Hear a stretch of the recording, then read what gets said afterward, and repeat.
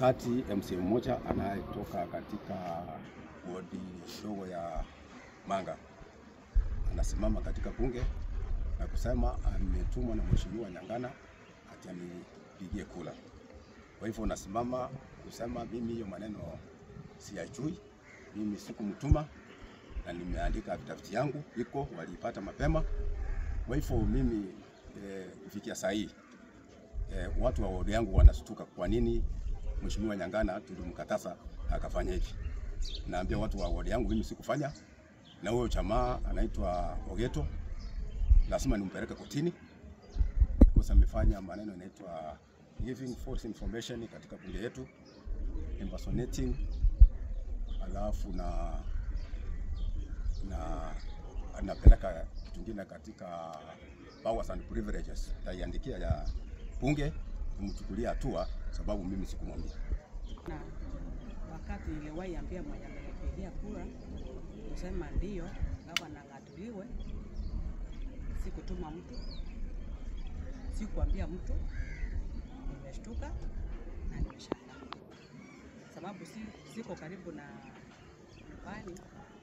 Niliandikia barua fupi, nikaandikia speaker wa county assembly anaitwa Rachas Yabaro, nikatumia clerk wa county assembly anaitwa Onyari, nikatumia minority whip na minority leader nikiwaambia kwamba mimi sipige kura na siku karibu kidogo. Ndipo nikapata nikipigiwa simu nikiambiwa ya kwamba kura imepigwa kwa niaba yako. Uliza ni nani amenipigia kura? Ni Mheshimiwa Kenneth Nyamino wa Gesima Ward. Swali ni je, mambo inaenda hivyo? Sababu kura kupiga, unapiga kura kwa hiari yako. Ndio maana tuko na ukipiga kura kuna yes na kuna no. Mwenye amenipigia kura kwa niaba yangu Mheshimiwa Nyamino amenifanyia makosa makubwa. Sababu ningekuwa assembly ningepiga kura peke yangu niseme ndio ama la. Watu wa eneo ndogo la ward la Bumbagamo wakati nusu nilikuwa table, mimi mwenyewe nilienda kwa Mheshimiwa Speaker nikamwambia mimi kama Mheshimiwa Nyang'ana ambaye tumepitia changamoto mingi kuhusu maneno ya impeachment, sababu impeachment ya kwanza ilikuja kutomewa nyumba, sababu hiyo kitu ni friend kila mahali. So nikamwambia mimi unaniruhusu nisifanye chochote wenye wanapinga wakajitokeza, lakini mimi kama mheshimiwa sitataka.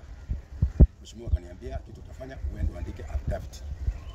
So nikafanya hivyo, nikaandika affidavit, nikatumia clerk, nikapea lawyer wangu, alafu nikapigia mwenye alikuwa anafanya move of the motion anaitwa Mheshimiwa Matwera, nikamwambia mimi ni hesabu kando.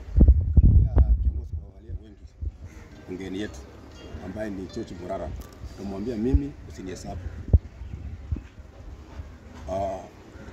Hiyo kura ya kumng'atua mamlakani, lakini bado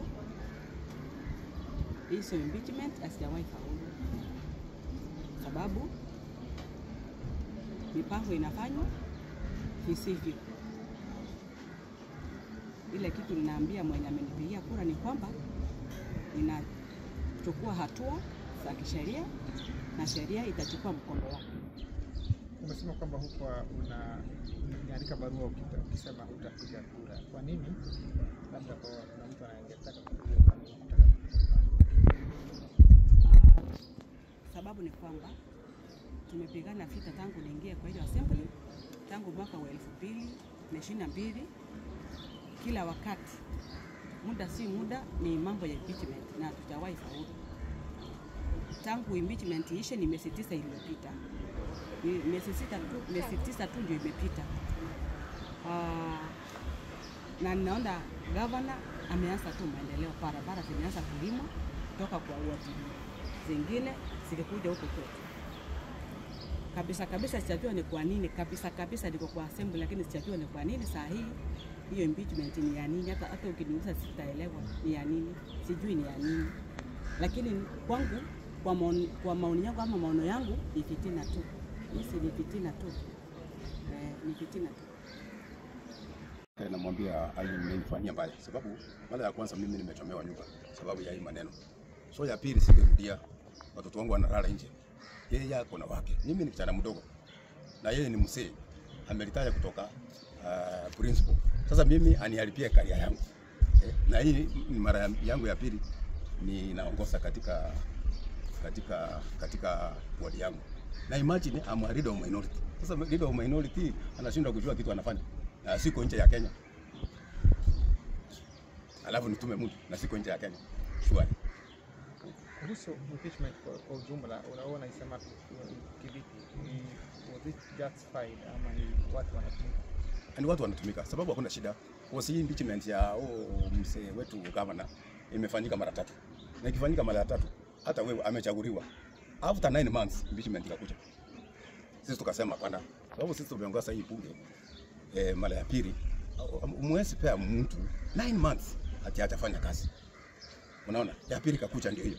Na hii ni ya 3. Kwani 9 months hata kama ni wewe, utakuwa umefanya nini? Hata huyo mzee ndiye msahihi ameingia assembly. Anajua pesa imetoka wapi na pesa inatoka na sababu. Hiyo pesa iko hapa at that time. Ndio naona watu walikuwa wanapeleka hiyo kura ya kumng'atua mamlaka. Lakini bado hizo impeachment asijawahi faulu. Sababu mipango inafanywa visivyo.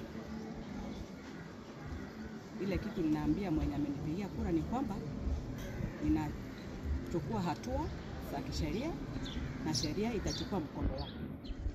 Umesema kwamba huko unaandika barua ukisema utapiga kura. Kwa nini? Labda kwa mtu anayetaka kupiga kura. Sababu ni kwamba tumepigana vita tangu niingie kwa hiyo assembly tangu mwaka wa 2022. Kila wakati muda si muda ni mambo ya impeachment na tutawahi faulu. Tangu impeachment ishe ni miezi 9 iliyopita. Miezi 9 tu ndio imepita.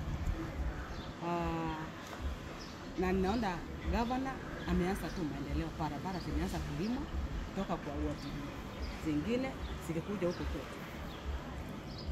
Kabisa sijajua ni kwa nini kabisa niko kwa assembly, lakini sijajua ni kwa nini saa hii hiyo impeachment ni ya nini. Hata ukiniuliza sitaelewa ni ya nini, sijui ni ya nini, lakini kwangu kwa maoni yangu ama maono yangu ni fitina tu. Hisi ni fitina tu, ni fitina tu.